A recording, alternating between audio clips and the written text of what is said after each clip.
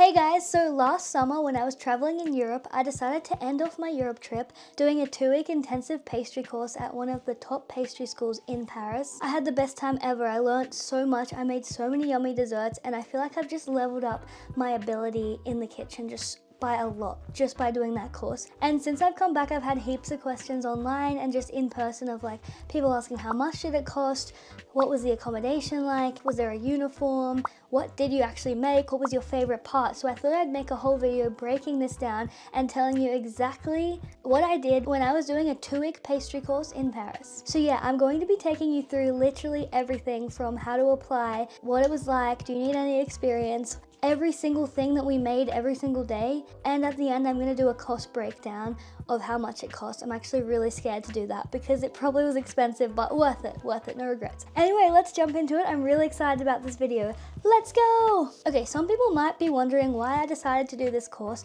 and the main reason is because I actually own a cake business, if you didn't know.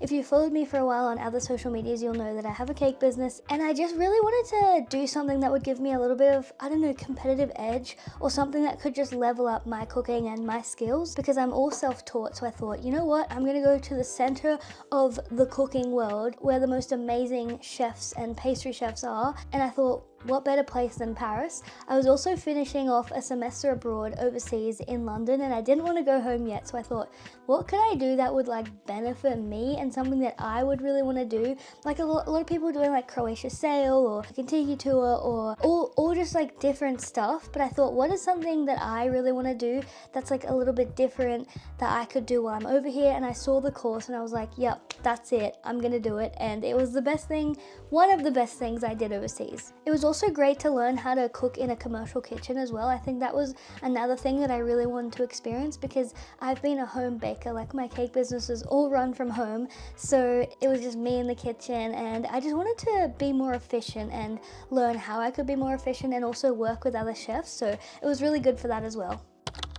Alright, let's talk application. I've written some notes here, so I'm going to tell you about it. Firstly, I'll just tell you the school that I went to was called Ferrandi. I think that's how you pronounce it. My French is not that good. It was super easy to apply. I'll put the link in the description, but basically you just submit an online form with a bunch of details. I think you have to put in a CV as well. So yeah, literally just submit a form through their website. They will have a look at that and then respond if you got into the course. I would say if you're interested in cooking, you'll definitely get let in. I think there was all different types of skills in the course. Like there were some amazing, like really amazing people in the course. And then there was some like people new to baking, and there were some people that have been doing it for a while, but like they're just a home baker like me. So there was definitely a range of people. So I don't think you'll have any problems with getting in. But yeah, that's literally how you apply. I think they got back to me within like a week, and then they sent me the contract and the payment details and all that. And that was it. I was going to pastry school.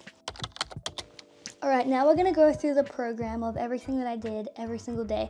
If you don't want to know the specific details and you just want to skip to like the question part, you can skip a little bit, but this is for everyone who's interested in what we made and just what the experience was like. So firstly, let's talk about my first day. I was so excited. I was a little bit nervous, and just because I didn't know anyone in the course. And so I turned up on the first day, and basically they took us to this huge, they basically took us to this kind of like lecture room, and we met the chefs. So there was about 14 people in each group. There were 2 groups for the Introduction to French Pastry course. So that was the course I did, Introduction to French Pastry.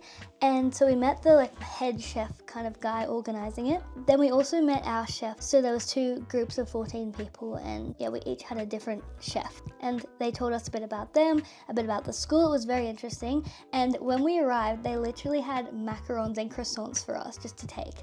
And then they gave us a little goodie bag with Ferrandi on it. I felt so cool. And inside that bag, they had a little workbook with all the recipes plus note pages in there, a pen. They had a chef's hat as well. For us, they had like 2 chef's hat with the name on it, and there was a few other things I can't remember, but that was the general what was in the bag.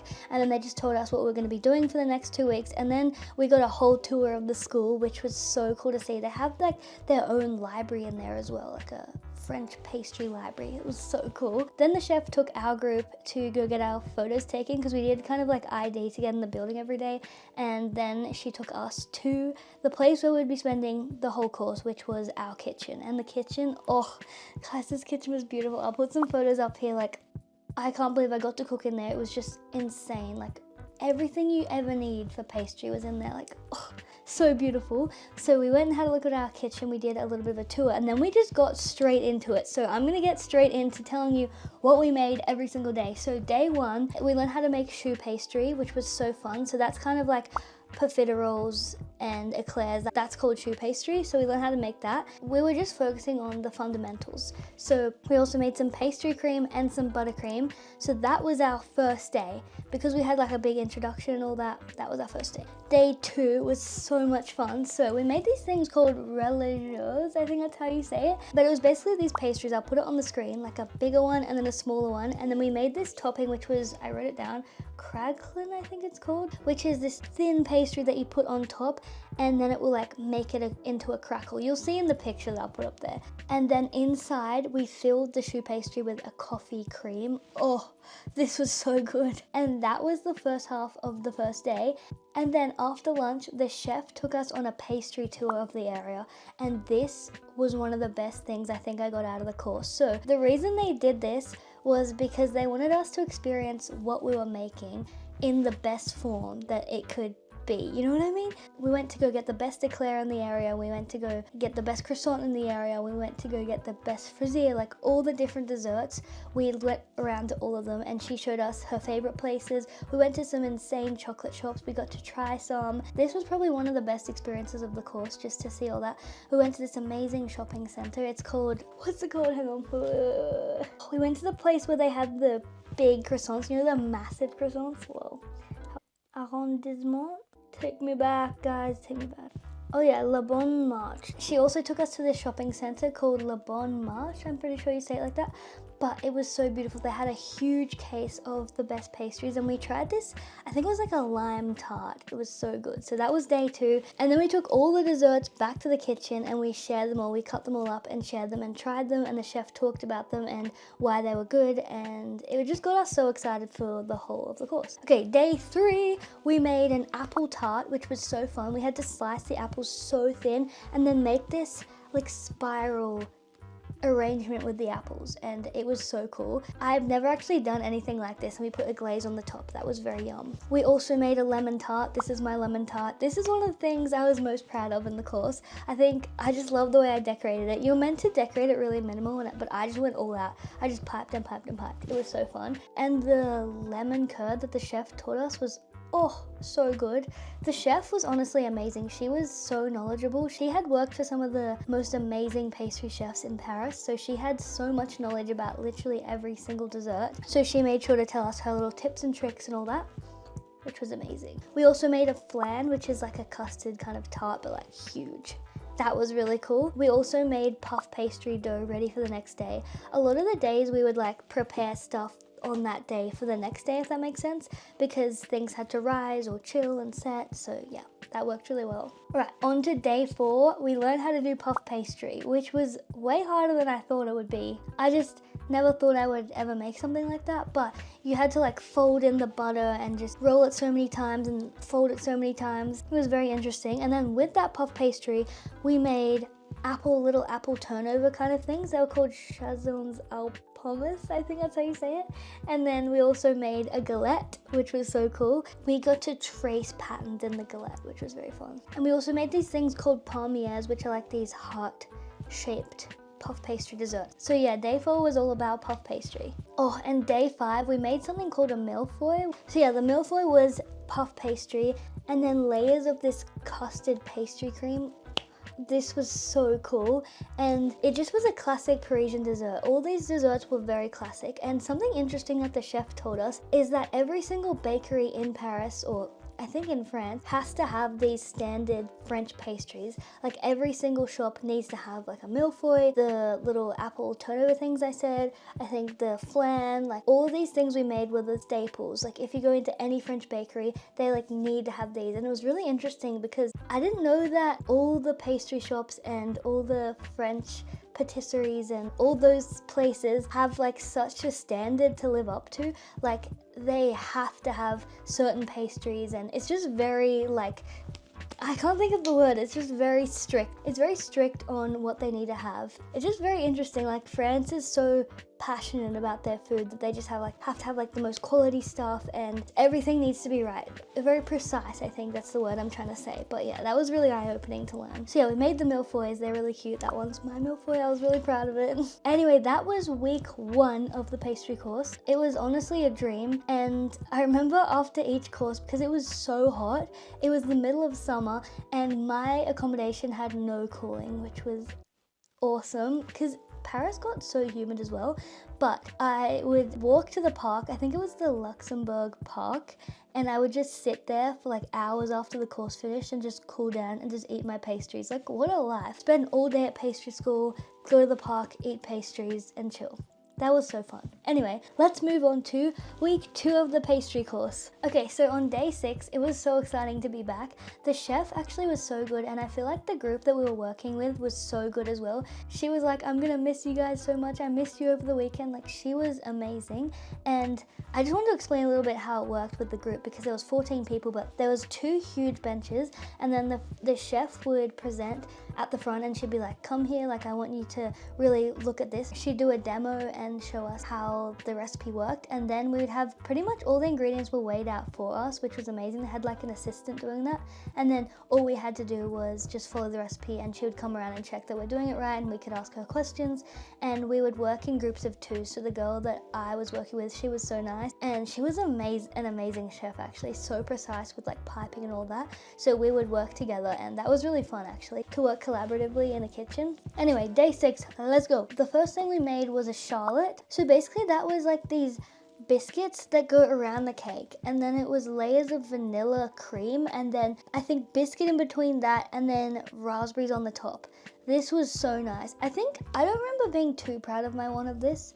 I feel like it wasn't a standout for me, but it was also just a classic one, so that was really cool to learn. And it was very cool to learn how to make all the fillings as well, because I think it's just so cool. I don't know. I feel like all these fillings are just staples in dessert, so it was very cool to learn all this. Oh, and then we made brioche and croissant dough. And these were the things that I was wanting to make the most, because they're the hardest things to master in my opinion, besides macarons, but we'll get to that. But these were so fun to make, and the brioche dough, the chef was showing us, and it was like you see those videos and they just like playing around with dough and it's so fluffy. That was what the brioche dough was like, and it was so fun to make. So we made those, and we like prepped the brioche and croissant dough, because the next day we were like shaping and making them. Then we also made the Paris-Brest, I think it's called, and it's basically like choux pastry. So I think we pre-made the choux pastry, and then in between the choux pastry, let me double check what cream it is. Oh yeah, we put praline, I think it's called, which is like this chocolate kind of nut tasting spread stuff. That is really not technical, don't quote me on that. But anyway, then you put a pastry cream in between. I actually failed this one. Like, we're gonna talk about positives and negatives in this video. So I definitely failed this dessert because I just overestimated the amount of icing that you needed. And then my icing, like, I think I piped it well, but then when I put the lid on the Paris-Brest, it just like, it was exploding everywhere. So, I learned a lot from this course, and that was one of the things I learned from. Then also on day 7, we made the croissants and the brioche. The brioche was so fun to make. We learned how to do like a little brioche plait. We made little buns, and it was so fun. Then we also shaped the croissants and the pain au chocolat, which was so cool. And I have another little fact for you. Did you know in Paris, or in France, sorry, you can't name a dessert like the same or a variation of the same if a dessert is already called that, if that makes sense? So that's why you have the croissant, and then that's why you also have the pain au chocolat. It's not a chocolate croissant in France. Do not call it that, because if you call it a chocolate croissant, that's like the same as a croissant, so you can't call it that. It's just, everything's very technical, like I was saying. So nothing can be called like the same thing. So yeah, it would be chocolate croissants are pain au chocolats. Yeah, very interesting. So yeah, we shaped those, and we learned how to roll a croissant, and this was way easier than I thought it would. You basically like cut it in a triangle and then just roll from the end, and it makes the croissant shape. And then we let those like proof overnight, I'm pretty sure. Oh yes, and then we made another one of my favorite cakes. So we made an opera cake, and this is inspired by the Opera Garnier in Paris, which it has like heaps of seats, I think, going up. I didn't go into the main theater part of the Opera Garnier, but the actual building's stunning. This cake has so many layers in it, and it's inspired by by the layers at the opera. Sorry, it's inspired by all the like layers of seats, I'm pretty sure, at the Opera Garnier. So that was really cool to learn about. And then we made it, and it's basically like layers of Joconde, which is like this really thin layer of cake, and then this coffee cream and a coffee buttercream, ganache, and then this glaze on top. This was mine. I was so proud of this one. I think this was probably one of my favorite ones to eat. Besides the brioche was so good to eat. But this was just such a rich little chocolatey cake, and I've actually made it since coming back, and my family loved it. So good. So that was really cool. We made that on day 8 as well. Then day 9, we made madeleines, and they were really fun to make. We made lemon madeleines and I think vanilla bean as well. And I actually tried one at a bakery near the pastry school that the chef recommended, and they were sesame madeleines, which was so good. They had like they were grey, like sesame flavored, and then they were covered in this sesame white chocolate. It was very good. Another thing that they're doing in France, I think a lot more now, is they're becoming a little more innovative on these desserts and just creating just really cool different flavors, which is really interesting because like you have your standard stuff, and then there's been a lot of new desserts invented, and just they're changing the game. That's what the chef said. I feel like she was explaining that a lot of people are being more innovative as they're like the younger people are joining the pastry world, if that makes sense. So yeah, very interesting. So yeah, we made madeleines, and then we made these cannelles, which are these little custard desserts. And then we also started prepping the fillings for the macarons because we're on to day 10, guys. We made the macarons, and did you know, I didn't know this, but you're actually meant to wait 24 hours until you eat them, because when you fill them, you have to wait 24 hours, and then the next day you eat them and they're all like soft because the filling has like softened the inside a little bit, I think. Yeah, macarons were really fun to make, and it was very interesting seeing their like foolproof technique that they taught us, and I wrote it down. I wrote so many notes, but it was so sad because day 10 was our last day. It was so sad. Anyway, so we made the macarons, we took lots of photos of them as well, and then we also made a fraisier, which is light sponge down the bottom, and then in between there was mousseline cream, I think that's how you say it, and then strawberries around the sides. You put a clear tart kind of case around the thing so you could see the strawberries on the side of the cake, and then you put this almond paste on the top, and then I decorated mine with strawberries, but this was mine. I was really happy with this one as well. Anyway, that is every single day and everything we made, but on day 10 we had a little graduation, and it was actually really sad because we built such a connection with the chef over the 2 weeks, and she was like, I wish I could keep cooking with you guys, like give me at least another week, I wish, like it would have been so good. But yeah, we wrapped up the course, we got a little certificate, we got our photos taken with the certificate, had a little celebration, and that was the end. It was so sad, but honestly the best 2 weeks of my life. I learned so much, and I just took so many notes that I was like, I need to just sit down and like write all these out. I just couldn't wait to get home and just make everything. So yeah, that was everything we made every day at pastry school. Anyway, let's talk about a few of my favorite things about the pastry school in Paris. First thing, I think my most favorite thing to make was croissants, because I thought I would not be able to make croissants. It's very specific, and you have to have all these like butter layers, and you have to fold the dough in a specific way. It's very technical, but my croissants turned out so perfect. I was so happy with them, and so that was my favorite thing to make, just because it was so hard and just very rewarding, I think. Yeah, and they tasted so good. Also, the butter in Paris is just better than any butter I think that you can get here, so I think they tasted extra good. Now I'm going to give you 3 of the best things that I learned. I think the first best thing that I learned was the thing about macarons, just because it was so interesting, like the fact that you have to wait 24 hours to eat macarons. I thought that was really interesting, and definitely something I didn't know before, and I always thought the macarons that I used to make were just so bad, like they were crunchy and weird, but I didn't realize I had to leave them. These are really specific, but if you like cooking, they'll probably help you, these tips. But the next thing that I learned was when you're making caramel, you don't like stir the caramel, and I used to make this mistake all the time. You literally just leave the water and sugar or whatever you're putting in the caramel like on the stove, and then you stir the pan like this, like you pick up the pan and like swish it a little bit. You don't really stir it much, because I used to like have to strain like clumps out of my caramel, and there would be like chunks in it, it get stuck in the piping bag. It was just a whole thing, and so learning that really saved me. So yeah, don't stir your caramel.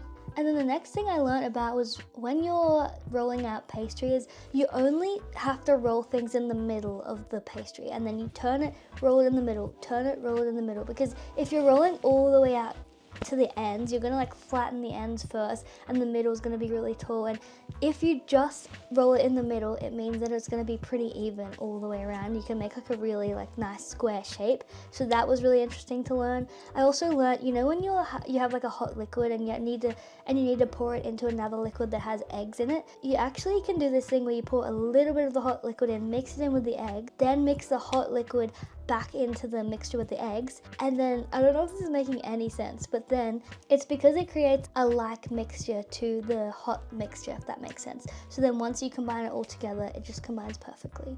If that makes sense, I hope it does. I really hope it does. Anyway, those were some really interesting things that I learned from pastry school in Paris. But I think the other thing that I learned a lot about was just how to be really professional and have like professional standards in the kitchen. Not that I didn't already, but just kind of in the way of efficiency on how to work in a commercial kitchen. And I think the best thing was also using the space and also just hearing the little stories about the chef and how she did things when she was working in like pastry shops. She would tell us basically she'd spend so many hours on her feet and she'd be like kneading dough and like walking around like just doing stuff all day, that when she used to knead bread she would like do like squats while she kneaded the bread because she didn't have time to go to the gym. So I thought that was really funny. So just all the little notes from her were very interesting. Okay, thank you for sticking around if you've stuck around this far, but now I'm going to answer some common questions that I've had about the pastry course now that we've gone through the kind of itinerary of what we did. So the first question was accommodation included? And no, it was not included, but when you apply and they accept your application, they do send through a little list of recommended accommodation places that are near the area. So Ferrandi was located in the 6th arrondissement. I would say it was not super touristy there, but still a little bit touristy, and I just think it was the perfect place. So if you can stay around there, that would be amazing, because a lot of the people did stay around there and they could just walk to the school every day, and they had some amazing bakeries nearby. Oh, dream place. It was near the Luxembourg Gardens, which was so beautiful, and near Le Bon Marche, the shopping center. So very good location. They did send through some recommendations, but I found these a little bit pricey, and I was in my budget travel era and I was already spending so much on the course, so I decided to go for a little bit of a cheaper place. And this is so random, but did you know that some universities around Europe, pretty sure, and the UK, they actually rent out their uni accommodation during the summer when all the students are on break. So I actually found a university in Paris that were renting out their rooms for the summer, and it was so cheap. I'll go through the pricing in a second, but I'm pretty sure it was like $50 a night. And yeah, although the only thing about that is that it was a little bit far away from the course, but it was only a half an hour commute on the train, and I was fine with that. It was actually really fun. I felt like I was working and living in Paris. Like, I felt like a Parisian, because the university where I was staying at was definitely not a touristy area, like not touristy at all, which was hard because I couldn't speak a lot of French. But I would just catch the train in. The train station was right outside my university building. Catch the train in, straight there, walk a little bit, I'm there at the course, commute back. And I'm honestly fine with that because I drive like an hour to uni where I live in Canberra anyway, so I don't mind commuting. So yeah, if you want to spend a little bit more, you can stay in the area or you can commute a little bit. Okay, next, what materials do you need to have before you start the course? Firstly, they do have a little bit of uniform requirements, and also like with your hair, you have to like keep your hair up and stuff like that.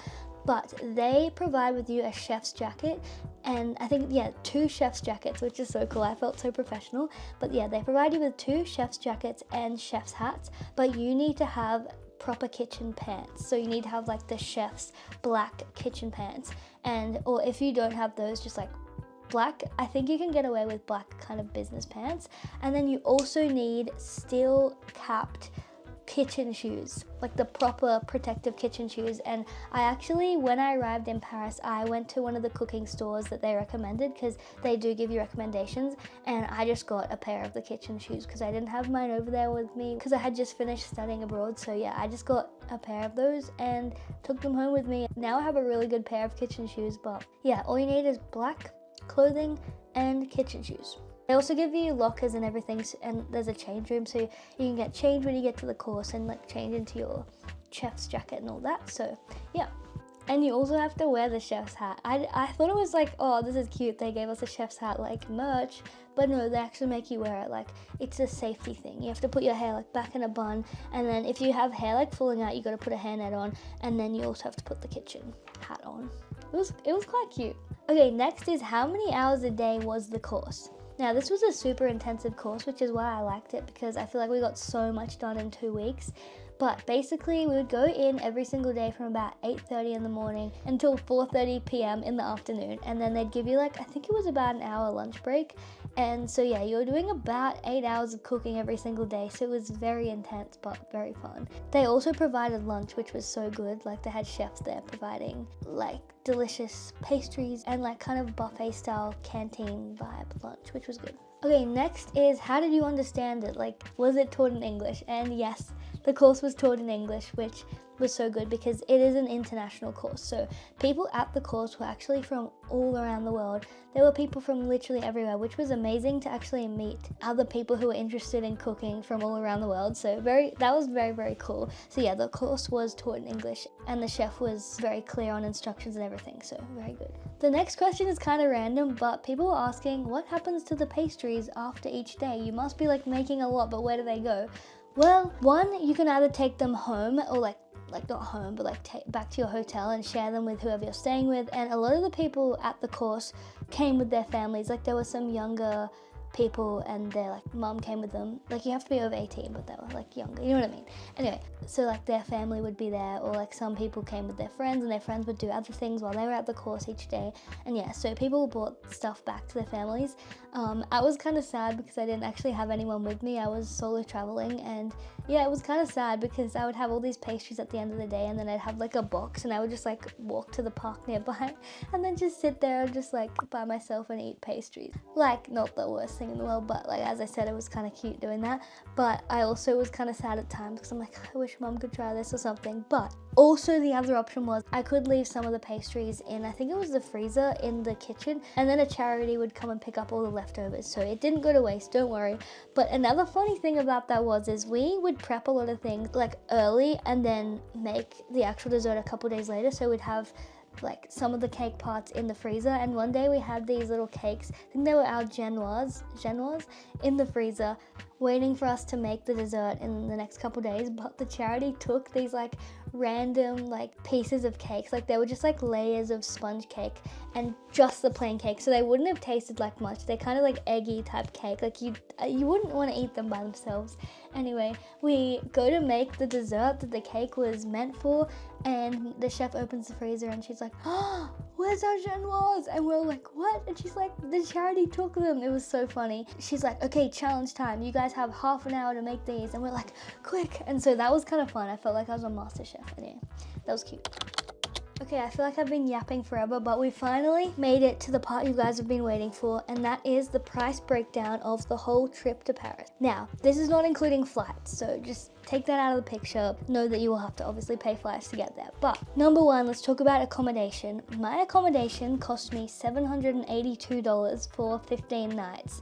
Which was cheaper than any place that I saw. Like, this was the cheapest of the cheap. And yeah, did my room have a bit of character, and was it a little bit far away? Yes. I actually didn't mind it. Like, it had everything I needed. I hardly spent any time at the accommodation, so it was honestly fine. But that meant that it cost me just over $50 per night, which was amazing for Paris. So that was really good. But yeah, my accommodation cost me $782. My travel insurance, I'm pretty sure it cost me about $100 for the like 16 days I was there, so not too expensive, but they also recommend travel insurance places for you to get, so I just got the one that they recommended. Next, let's talk about how much the actual course cost. Just keep in mind, before I tell you how much it cost, is that it was so worth it. I learned so much. Everything I learned was so valuable, and I'm just gonna have that like information and skills forever, so just keep that in mind. So the course cost me 3,000 euros. Yes, I know. In AUD, that's around $5,220. Yup. So you can see why I skimped a little bit on accommodation, but I did post this, I think, on TikTok, and everyone was like, oh my God, Ebony, why'd you do that? Okay, it's something I've always wanted to do. I actually had been looking at this course for like, I think it was like 4 years before I actually committed and did it. So not too bad, but I will say they have put the price up to 4,000 euros now, which is around $6,960. So it has been put up, so I'm very sorry about that. So that is how much the course cost. And then of course you're gonna need money for extra stuff like transport. You can get like the transport app and just like tap your phone on and like buy tickets on the app for trains and things like that. So that's what I did in the metro. But you know, you're also going to want to buy stuff in Paris. Like, guys, don't go if you don't have a lot of savings. Like, make sure you saved up a little bit to go, because the thrifting and everything, insane. The chef also recommended like cookware shops, and you can get a lot of kitchen supplies there. So just make sure you have like spending money, obviously, and then also money for food. It's a little, I think food, if you want to go out and eat, is like a little more expensive than in Australia, so just keep that in mind. Make sure you have enough money to last you and everything. But yeah, that is how much the course cost me. Anyway, that's everything about the pastry course that I did in Paris. I'm honestly so grateful for this experience, and I'm so grateful that I just did it. Like, I just bit the bullet and I just did it.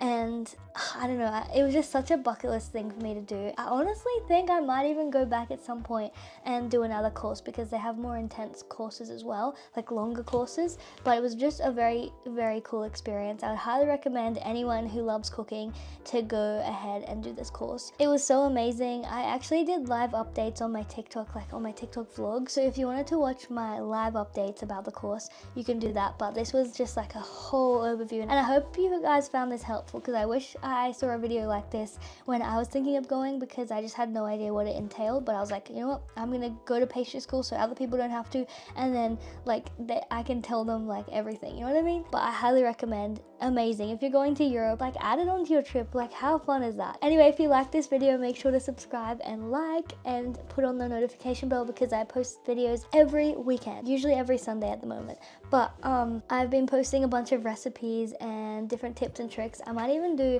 a video on like a breakdown of the tips and tricks that I learned in Paris, and show you exactly how to do the things that I learned. That would be really interesting. But yeah, I hope you enjoyed this video, and good luck if you're thinking of going to Paris to do a pastry course. Have the best day, guys. Bye.